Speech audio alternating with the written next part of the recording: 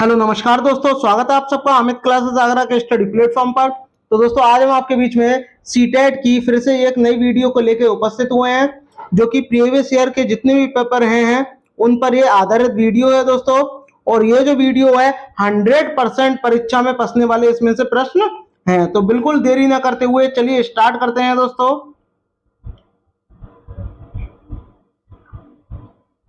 बात करते हैं प्रश्न नंबर फर्स्ट की। प्रश्न नंबर फर्स्ट में हमसे बोला गया है दिए गए घरों में, यानी हमें कुछ घर के उदाहरण दिए गए हैं। घरों के प्रकारों में से उसे चुनिए जिसे भारी वर्षा यानी जहां ज्यादा वर्षा होने वाले क्षेत्रों में गांव में रहने वाले लोगों को बनाना चाहिए। यानी जहां ज्यादा वर्षा होती है और वर्षा होने के बाद वहां क्या है, वहां के गांव के लोगों को यह घर बनाना चाहिए। अब ये स्टेटमेंट दिए गए कि सपाट छत वाले बांस के घर, देखिए बांस की बात आती है तो बांस के घर तो बनाए जाएंगे, बट बांस के घर इसमें ये नहीं बोला है कि सपाट छत वाले, तो ये गलत हो जाएगा। सपाट छत नहीं होंगी, छत कैसी होंगी, ढालू। क्या होंगे, ढालू नुमा क्या होंगी, छत होंगी। सपाट छत यहां भी दिया गया, गलत हो गया। बांस के खंभों पर बनाए जाएंगे, सही बात है। और छत कैसी होंगी, ढालू नुमा।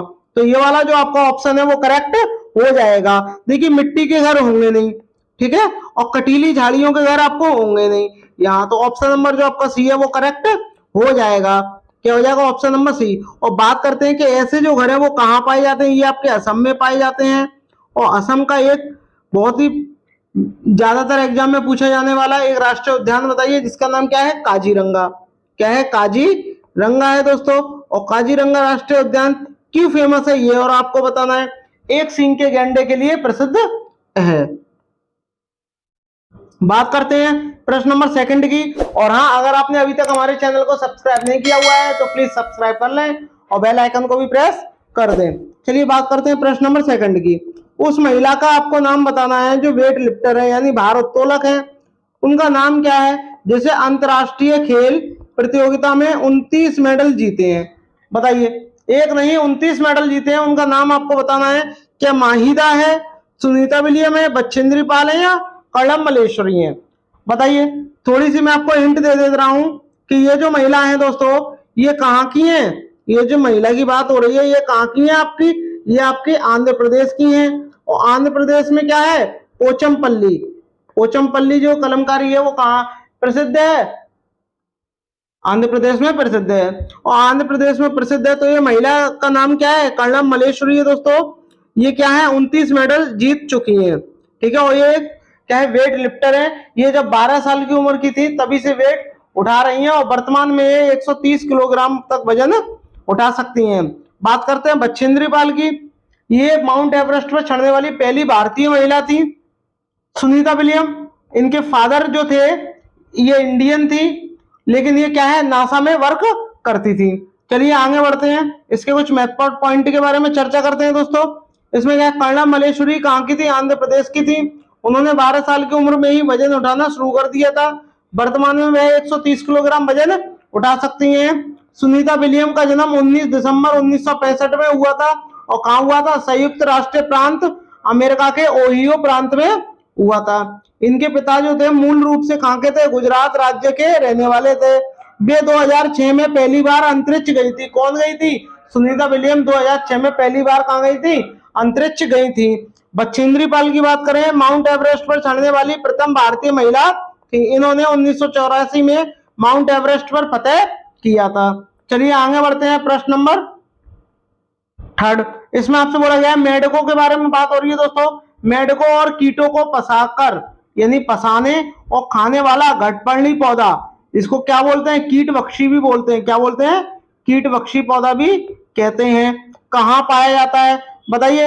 क्या महाराष्ट्र में पाया जाता है, मिजोरम में, मणिपुर में या मेघालय में। बताइए कहाँ पाया जाता है, कमेंट करिएगा।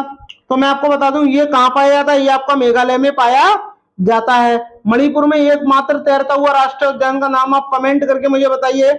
मिजोरम में क्या है, चेराव जो नृत्य है ये कहाँ है, चेराव का नृत्य कहाँ है, मणिपुर में प्रसिद्ध है।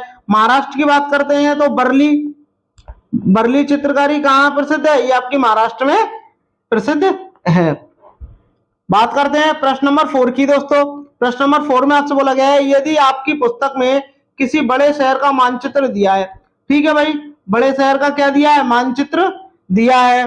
ठीक है भाई, बड़े शहर का मानचित्र दिया है, जिसकी दाईं ओर ऊपर वाले कोने पर मानचित्र का पैमाना इस प्रकार दिया गया है कि 1 सेंटीमीटर में 950 मीटर।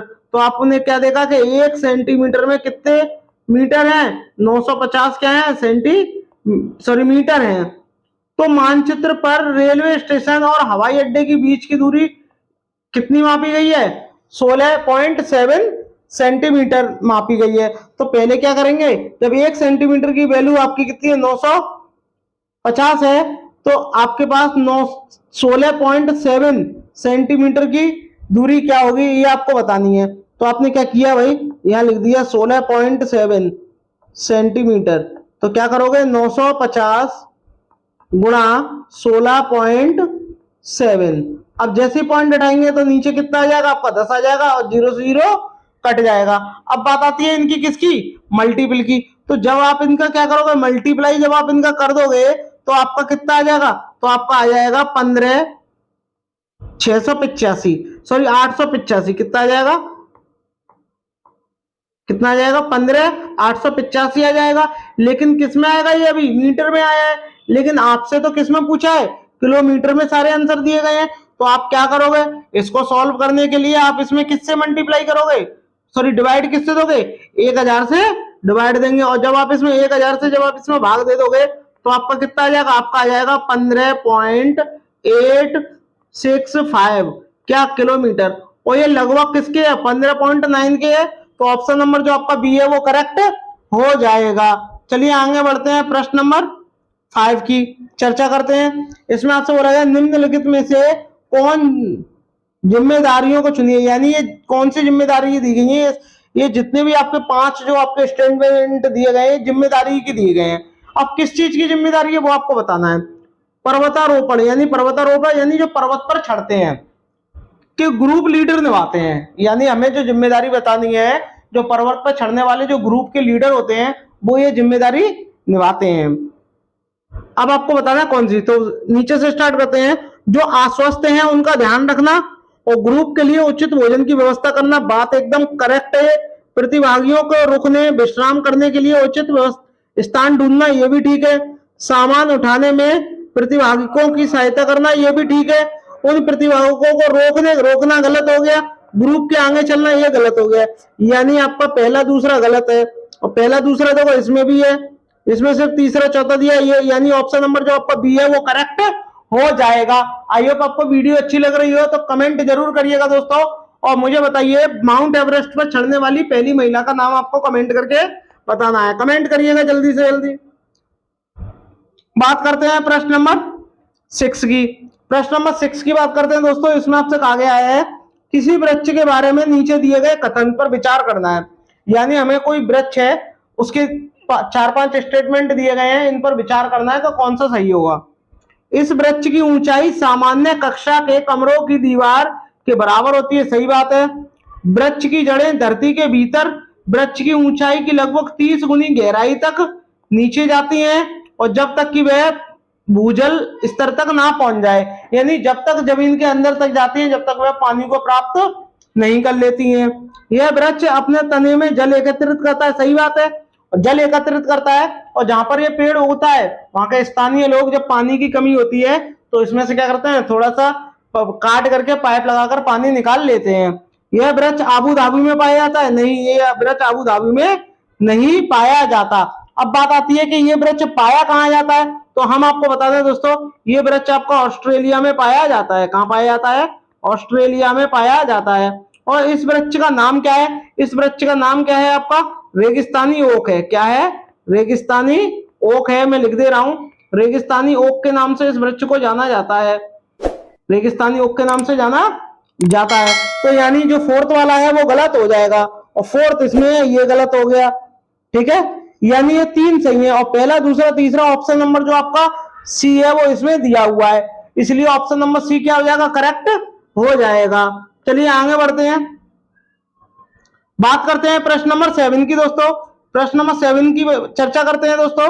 प्रश्न नंबर 7 में हमसे बोला गया है, कोई एक्सप्रेस थोड़ा नीचे कर ले रहे हैं, क्लियर नहीं आएगा, थोड़ा नीचे बस, ठीक है। देखिएगा, कोई एक्सप्रेस की बात हो रही है यहाँ, कोई एक्सप्रेस ट्रेन, यानी कोई एक्सप्रेस ट्रेन है सुपरफास्ट, जो नई दिल्ली से कहां जा रही है, मुरादाबाद होकर लखनऊ जाती है। मुरादाबाद नहीं जा रही है, नई दिल्ली से मुरादाबाद होते हुए लखनऊ जाती है।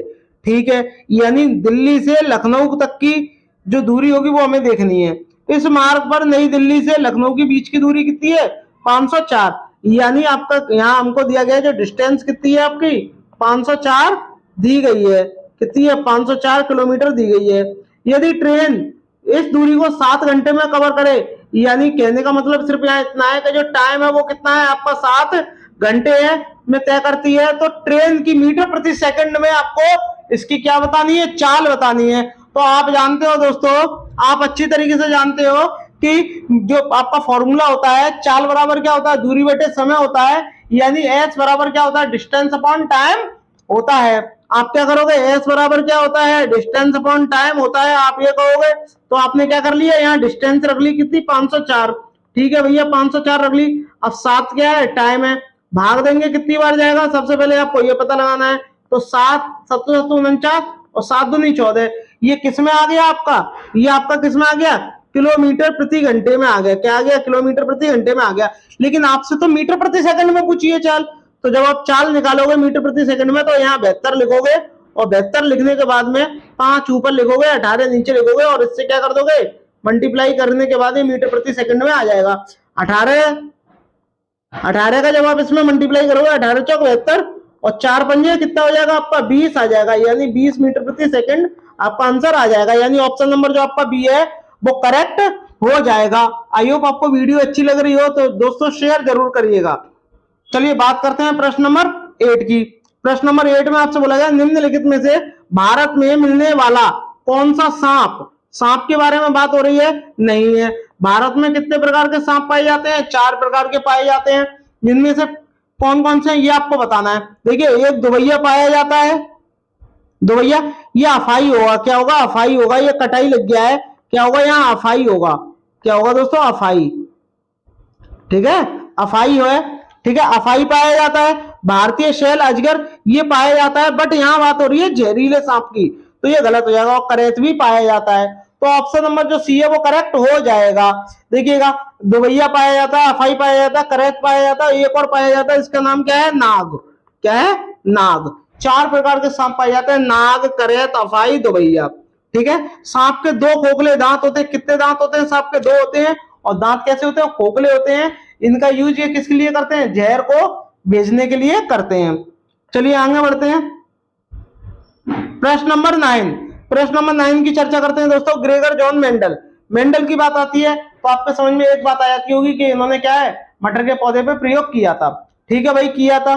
तो मटर के पौधे में इन्होंने 28,000 मटर के पौधों पर एक साथ में 7 साल तक मटर बगीचे में प्रयोग किया था। इन्होंने यह पाया कि मटर के पौधे में कुछ ऐसे लक्षण हैं जो जोड़ियों में आते हैं।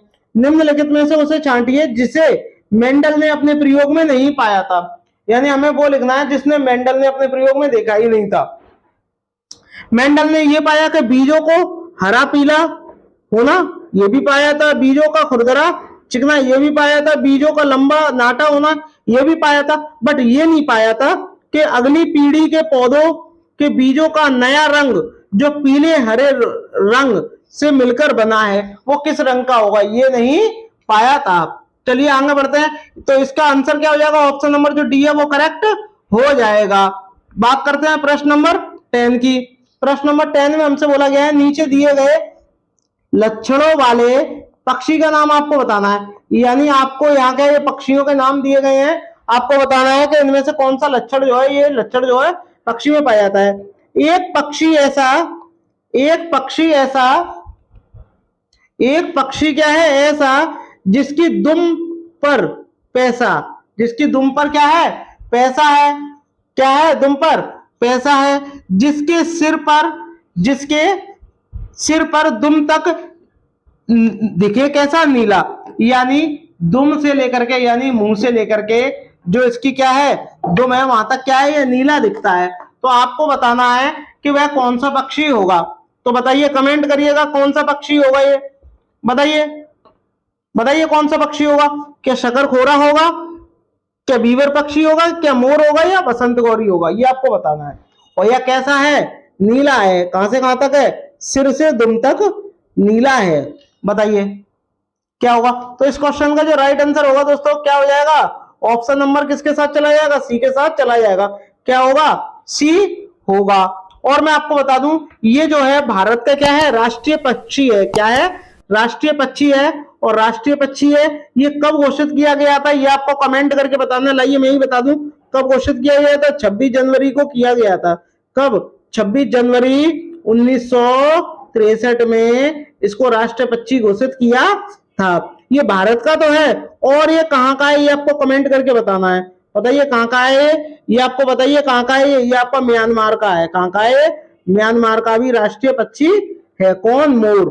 चलिए आगे बढ़ते हैं, बात करते हैं प्रश्न नंबर 11 की।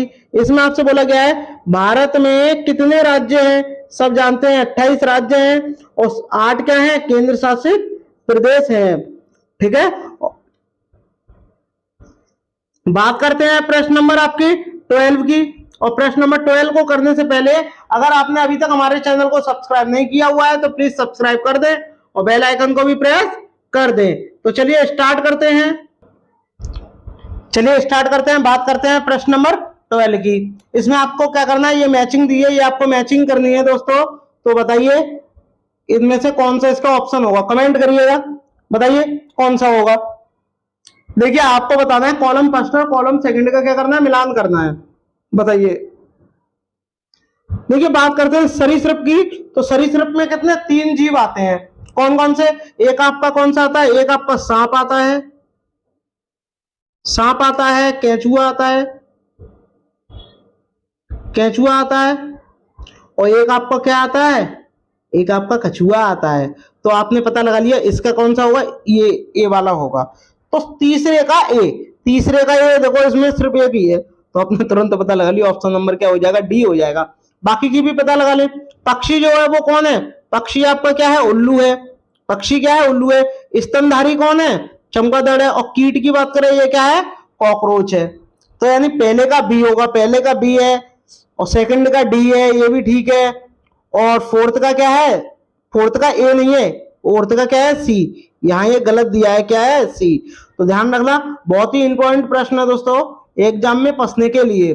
ठीक है, चलिए आगे बढ़ते हैं, बात करते हैं प्रश्न नंबर 13 की। प्रश्न नंबर 13 में क्या बोला गया है ये आप देखिएगा। इसमें आपसे कहा गया है यदि आप छोटे मार्ग से ट्रेन द्वारा पटना से चंडीगढ़ जा रहे हैं, छोटे मार्ग द्वारा, तो वह संभावित राज्य या केंद्र शासित प्रदेश जिससे होगा आप नहीं गुजरेंगे, यानी जिससे होकर के, होगा नहीं होगा, यहाँ क्या होगा? होकर के आप नहीं गुजरेंगे, ये आपको बताना है। देखिए आपको कहाँ जाना है? पटना जाना है। और पटना कहाँ है? बिहार में है। और बिहार में जब है तो भाई आप जब पटना से कहाँ जाओगे? आप चंडीगढ़ जाओगे। तो चंडीगढ़ किसकी राजधानी है? सबसे पहले आपको ये पता होना चाहिए। एक पंजाब की राजधानी है और एक हरियाणा की राजधानी है। तो जब कहां जाओगे? जब आप बिहार से कहां जाओगे? सीधे चंडीगढ़ जाओगे। तो चंडीगढ़ जब आप जाओगे तो सबसे पहले क्या आएगा? यहां पर आपका यूपी आएगा। क्या आएगा? यूपी आ जाएगा। तो भैया उत्तर प्रदेश आएगा। उत्तर प्रदेश में जब आप एंटर करोगे तो आपका भाई दिल्ली आएगा। क्या आ जाएगा? दिल्ली आ जाएगा। और दिल्ली के बाद आपका क्या आएगा? ये आपका हरियाणा आ जाएगा। और जब हरियाणा आ जाएगा तब उसके बाद में जाकर के कहीं जाकर के पंजाब आएगा। लेकिन पंजाब से भी पहले क्या आ जाएगा? चंडीगढ़ आ जाएगा। पंजाब से पहले भी क्या आ जाएगा? चंडीगढ़ आ जाएगा। तो इसलिए सी वाला क्या आ जाएगा? गलत हो जाएगा। ये भी आएगा, ये भी आएगा। तो आपका ऑप्शन नंबर क्या हो जाएगा? आपका सी करेक्ट हो जाएगा। यानी पंजाब से होकर नहीं जाएगा क्योंकि वो चंडीगढ़ पे ही गाड़ी रुक जाएगी, पंजाब तो आगे है ना। चलिए बात करते हैं प्रश्न नंबर 14 की। इसमें आपसे बोला है मच्छरों से फैलने वाले 3 रोगों का समूह हमें बताना है। बताइए क्या डेंगू फैलता है? करेक्ट बात है। मलेरिया फैलता है? ये भी सही बात है। कोविड-19 मच्छर से नहीं फैलता। कोविड-19 मच्छर से नहीं फैलता। HIV मच्छर से नहीं फैलता। तो आपका ऑप्शन नंबर क्या हो जाएगा? सी हो जाएगा। मलेरिया फैलता है मच्छरों से, डेंगू भी होता है, चिकनगुनिया भी मच्छरों द्वारा ही फैलता है। चलिए आगे बढ़ते हैं, बात करते हैं प्रश्न नंबर 15 की।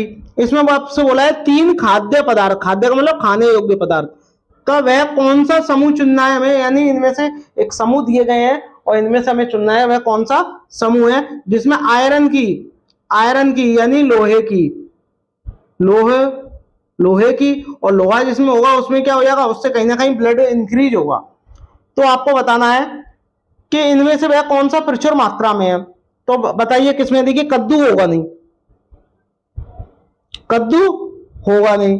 अब कद्दू नहीं होगा तो भाई साहब मैं आपको बता दूं खीरा भी नहीं होगा, कद्दू खीरा ये नहीं होते, एक ही ऑप्शन बचा आपका, क्या हो गया, डी। ऐसे ही ट्रिक से आप कर सकते हो। देखिए आंवला होगा, पालक और गुड़, ये तो आप जानते ही हो। आंवला में क्या है, विटामिन सी होती है, क्या होती है, विटामिन सी पाई जाती है। चलिए आगे बढ़ते हैं, प्रश्न नंबर 16। प्रश्न नंबर 16 की चर्चा करते हैं दोस्तों। और प्रश्न नंबर 16 में आपसे क्या बोला गया है, एक दूसरे देश का विद्यार्थी आपकी कक्षा में जहां सभी स्थानीय विद्यार्थी हैं शामिल हुआ है। आप विभिन्न संस्कृतियों प्रथाओं पर चर्चा करने के लिए इस अवसर का प्रयोग करना चाहते हैं। यह महत्वपूर्ण है। बताइए किस चीज पे आप चर्चा करना चाहोगे, विद्यार्थियों से बातचीत करने का, पारस्परिक मेलजोल बढ़ावा देना, लेकिन ठीक है बट इतना ठीक नहीं है।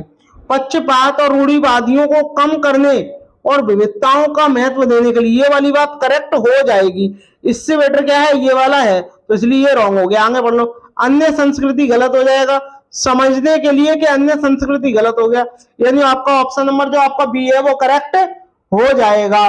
बात करते हैं प्रश्न नंबर 17 की दोस्तों। प्रश्न नंबर 17 की बताइए, कमेंट करिएगा क्या होगा इसका आंसर, बताइए।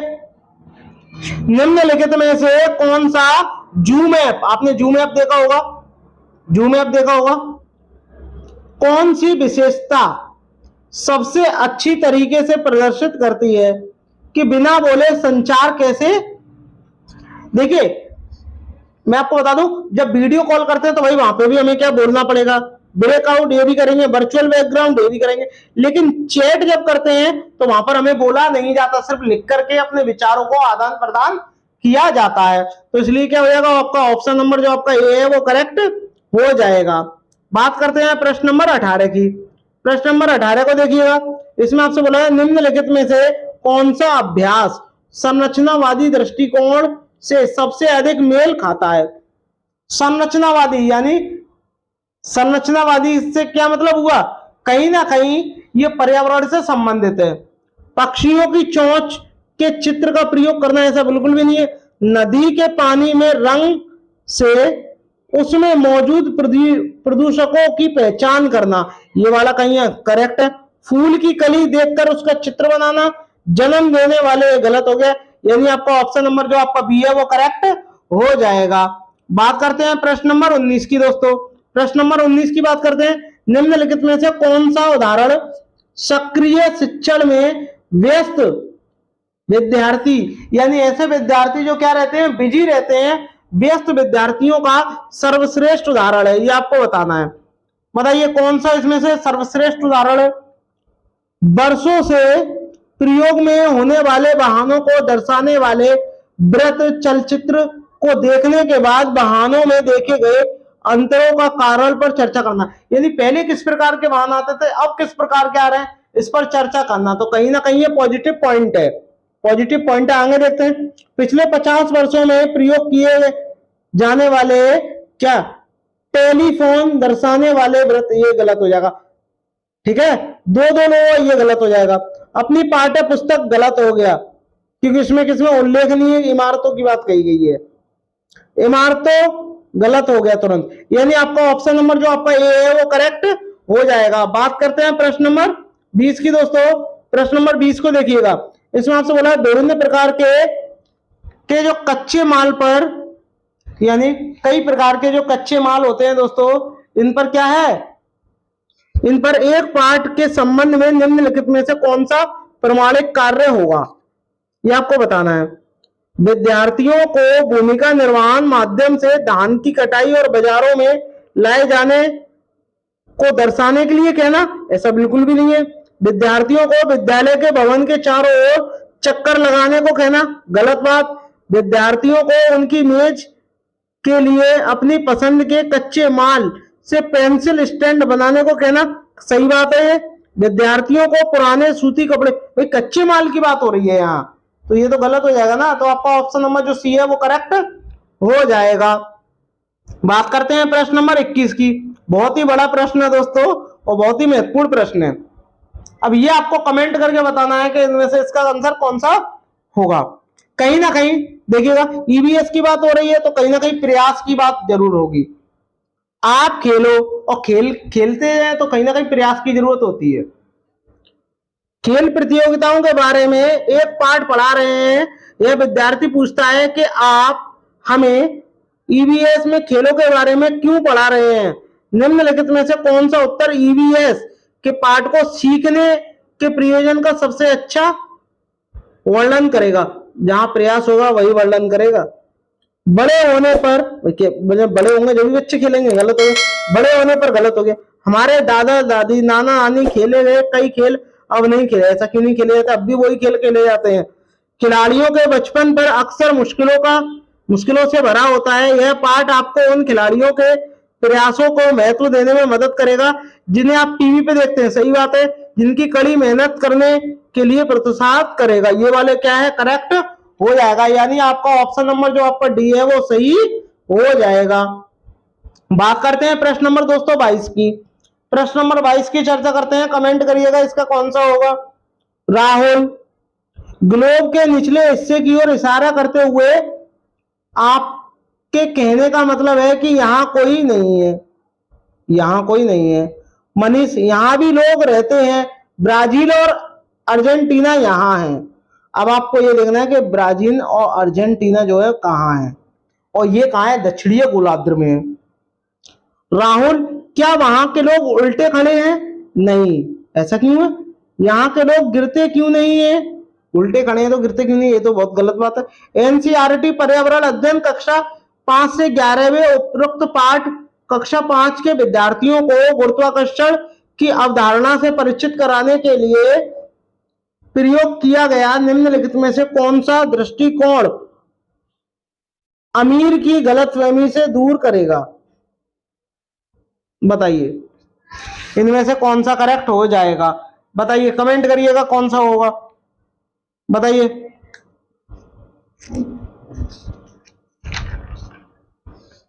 ये अमीर जो है गलत लिख गया है, यहाँ अमीर नहीं होगा, यहाँ राहुल होगा। क्या होगा? राहुल की गलतफहमी को दूर करेगा।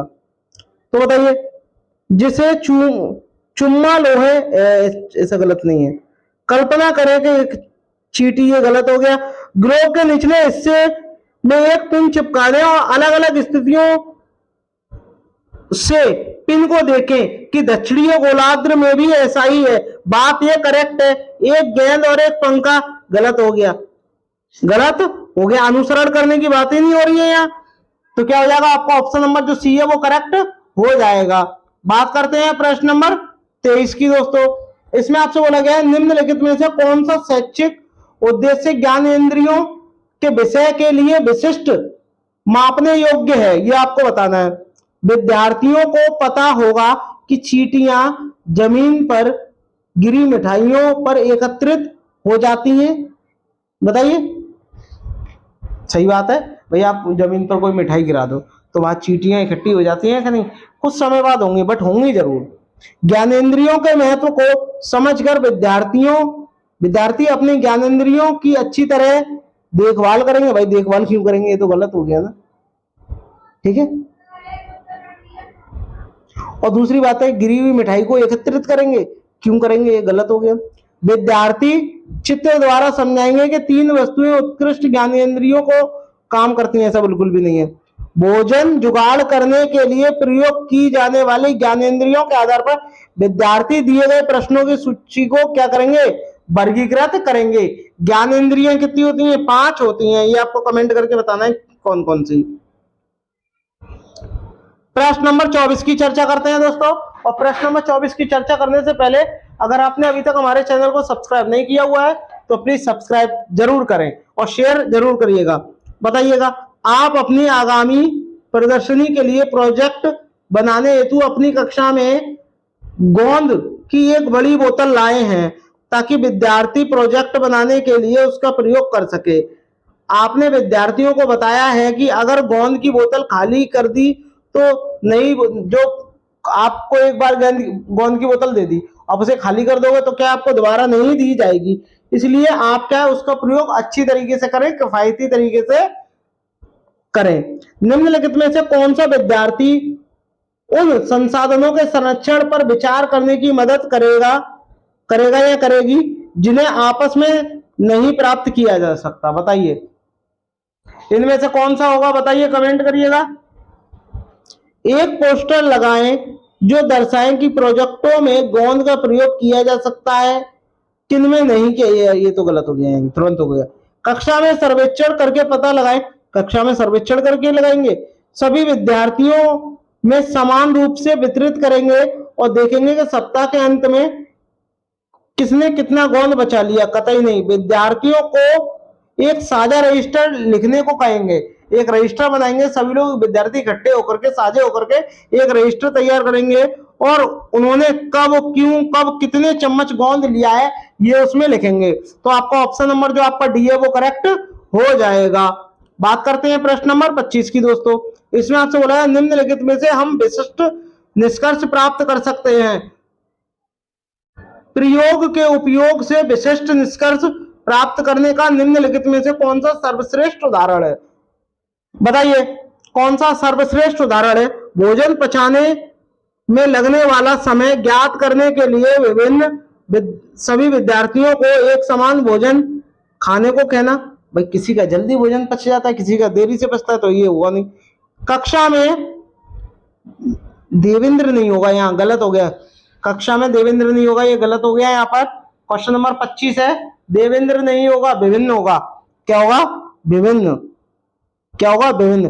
कक्षा में विभिन्न स्थानों पर गुड़ के टुकड़े रखकर देखना कि अलग अलग स्थानों पर चींटियां कितने समय में पहुंचती हैं। ये भी नहीं है, ये भी नहीं होगा।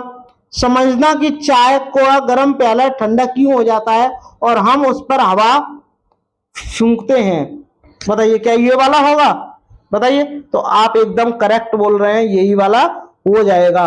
चाय को ठंडी, भाई देखिए चींटियां क्या है, कभी कभी आएंगी भी, कभी कभी नहीं भी आएंगी। अब जरूरी थोड़ी नहीं कि आएंगी, तो इसलिए बी वाला रॉन्ग हो जाएगा। समझना है कि चाय को गर्म प्याला ठंडा क्यों हो जाता है, यानी चाय गर्म है और गर्म चाय को जब प्याले में करेंगे तो प्याला गर्म हो जाएगा, तो वो ठंडा क्यों हो जाता है। और जब हम उस पर हवा फूंकते हैं तो ये वाला क्या हो जाएगा? ठंडा हो जाएगा। ये वाली करेक्ट हो जाएगा, ये वाला होगा नहीं। ठीक है, तो बात करते हैं प्रश्न नंबर 26 की दोस्तों। इसमें आपसे बोला गया है ऋतुओं के का विषय आरंभ करने के लिए, यदि एक ऋतु से रिलेटेड कोई चैप्टर है उसको प्रारंभ करने से पहले शुरुआत के रूप में निम्नलिखित में से कौन सा कथन सबसे कम प्रासंगिक होगा। आपको 4 स्टेटमेंट दिए गए हैं, आपको बताना है सबसे कम कौन सा होगा। बताइए बताइए कौन कौन सा होगा। और सबसे पहले आप मुझे बताइए कि भारत में कितने प्रकार की ऋतु पाई है। भारत में क्या सभी जगह कितने प्रकार की ऋतु पाई जाती हैं? कमेंट करिएगा। कितने प्रकार की पाई जाती हैं? 6 प्रकार की पाई जाती है। कौन सी? बसंत ऋतु, ग्रीष्म ऋतु, वर्षा ऋतु, शरद ऋतु, हेमंत ऋतु और एक शिशिर ऋतु होती है। अब आपको बताना है कि इनमें से कौन सा होगा। विद्यार्थियों को सैर पर ले जाना, भाई सैर पर ले जाओगे तो वो ऋतुओं को तो भाई मिलेंगे। और पूछना कि पौधों में आने वाली ऋतुओं में से किस प्रकार परिवर्तन देखकर जाएंगे। बात करेक्ट हो गई, आगे पढ़ने की जरूरत ही नहीं है। विद्यार्थियों से पूछना कि पिछले कुछ महीने, विद्यार्थियों से ग्रीष्मकालीन छुट्टियों के बारे में पूछना। विद्यार्थियों को एक टोपी गलत हो गया, यानी ऑप्शन नंबर जो आपका ए है वो करेक्ट हो जाएगा। चलिए आगे बढ़ते हैं। प्रश्न नंबर 27। प्रश्न नंबर 27 में बोला है शैक्षिक उद्देश्य के बारे में चर्चा करना है। विद्यार्थी संचार और गैर संचार रोगों के बीच अंतर को समझाइए। निम्नलिखित में से कौन सा प्रश्न दिए गए शैक्षिक उद्देश्यों का सबसे अच्छी तरह से परीक्षण करता है, ये आपको बताना है। बताइए कौन सा परीक्षण अच्छी तरीके से करता है। बताइए। हमको बेटी बचाव के लिए मास्क का प्रयोग करना चाहिए, गलत। यदि आपके माता पिता एक डेंगू हुआ है तो आप डेंगू की संभावना अधिक होगी, ये फालतू की डेंगू की बात आ गई। या तो संचारी और गैर संचारी की बात हो रही है। सामान्य सर्दी का संचार मधुमेह के संचार से अलग होता है, सही बात है। बैक्टीरिया और वायरस विभिन्न प्रकार के कौन से रोग हैं, ये इसमें खुद प्रश्न पूछा गया है, तो आपका ऑप्शन नंबर जो आपका सी है वो करेक्ट हो जाएगा। बात करते हैं प्रश्न नंबर 28 की दोस्तों। एक शिक्षिका पृथ्वी के विभिन्न पहलुओं को पढ़ाने के लिए व्यापार के रूप में स्वीकार किए गए कंप्यूटर का प्रयोग करती है, जिससे उपग्रहों से प्राप्त चित्रों के आधार पर पृथ्वी का 3D निरूपण दिखाया गया है। शैक्षिक संसाधन के रूप में पारंपरिक मानचित्रों की किताब की तुलना में अनुप्रयोग के क्या लाभ है, ये आपको बताना है। आपके 4 स्टेटमेंट दिए गए हैं, आपको बताना है इसमें से कौन सा होगा। बताइए कौन सा होगा, कमेंट करिएगा कौन सा होगा, जल्दी से जल्दी कमेंट करिएगा दोस्तों। चलिए बात करते हैं प्रश्न नंबर आपके 28 की, बताइए कमेंट करिएगा। यह विद्यार्थियों के स्वच्छंद अध्ययन की आदत विकसित करता है। विद्यार्थियों में पृथ्वी के संबंध में पूर्व ज्ञान को उन्हें याद दिलाने में सहायक होता है। यह गतिविधियों को विभिन्न देशों की अब स्थितियों को समझने में मदद करता है। अब स्थितियों को मतलब जहां वो स्थित है। विद्यार्थियों को भूदृश्य को समझाने में मदद करता है। बताइए कौन सा होगा। भाई आप क्या पढ़ा रहे हैं, सबसे पहले पृथ्वी पढ़ा रहे हैं, तो पृथ्वी पर क्या भूदृश्य ही होगा। 3D में जब आप दिखाएंगे तो आपका ऑप्शन नंबर क्या हो जाएगा, डी करेक्ट हो जाएगा। चलिए आगे बढ़ते हैं। प्रश्न नंबर 29। प्रश्न नंबर 29 में बोला गया है, एक शिक्षक कक्षा में 2 गमलों में लगे पौधे लाता है। इन 2 गमले में लगे पौधे और उन्हें एक शिक्षक लेके आता है। उनमें से एक गुलाब का है और दूसरा अदरक का है। इन पौधों का प्रयोग करके निम्नलिखित में से कौन सा विषय प्रस्तुत नहीं किया जा सकता। बताइए, क्या पौधों में अनुकूलन, पौधों में विविधता, फूल के भाग, या फूलों में बीजों का स्थानांतरण। बताइए कौन सा होगा इनमें से, कमेंट करिएगा कौन सा होगा, जल्दी से जल्दी कमेंट करिएगा। भाई आप देखिए, आपने एक गुलाब का ले लिया है, ठीक है भाई गुलाब का, और एक अदरक का ले लिया है, तो फूल के भाग आप बताओगे, जबकि इसमें फूल है इसमें तो है ही नहीं। पौधों की विविधता आप बता दोगे, इन दोनों से नहीं बता पाओगे। अनुकूलन बता नहीं पाओगे, एक ही बता पाओगे, क्या पौधों में बीजों का स्थानांतरण, यानी इसमें अलग बीज लगे हैं उसमें अलग लगे हैं, तो क्या हो जाएगा आपका ऑप्शन नंबर जो डी है वो करेक्ट हो जाएगा। बात करते हैं प्रश्न नंबर 30 की दोस्तों।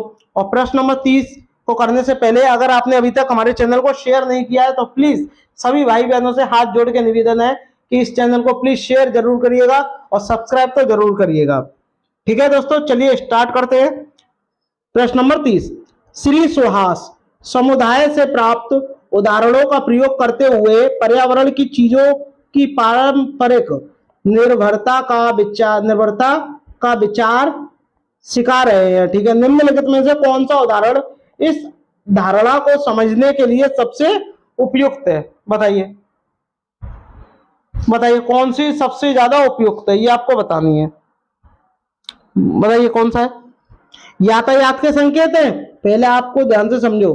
श्री स्वास्थ्य समुदाय से प्राप्त उदाहरणों पर प्रयोग करते हुए पर्यावरण की चीजों पर पारंपरिक, यानी जिसके बारे में चर्चा हो रही है वो पारंपरिक है। तो यातायात हमारे पारंपरिक है ही नहीं है, कपड़ों की दुकान है ही नहीं है, सीवेज नाली है ही नहीं, क्या है चाय की दुकान। क्या है चाय की दुकान। तो आपका क्या हो जाएगा ऑप्शन नंबर जो है वो आपका बी हो जाएगा। अब आपको कमेंट करके बताना है कि भारत में चाय की खेती कहाँ होती है। कमेंट करिएगा चाय की खेती कहाँ होती है, चाय की खेती कहाँ होती है, कमेंट करिएगा कहाँ होती है। ठीक है दोस्तों, चलिए आगे बढ़ते हैं। आई होप आपको वीडियो अच्छी लगी होगी। अगर अच्छी लगी हो तो प्लीज दोस्तों शेयर जरूर करिएगा दोस्तों। और हाँ, थैंक्स फॉर वॉचिंग। मिलते हैं नेक्स्ट वीडियो में, तब तक के लिए धन्यवाद।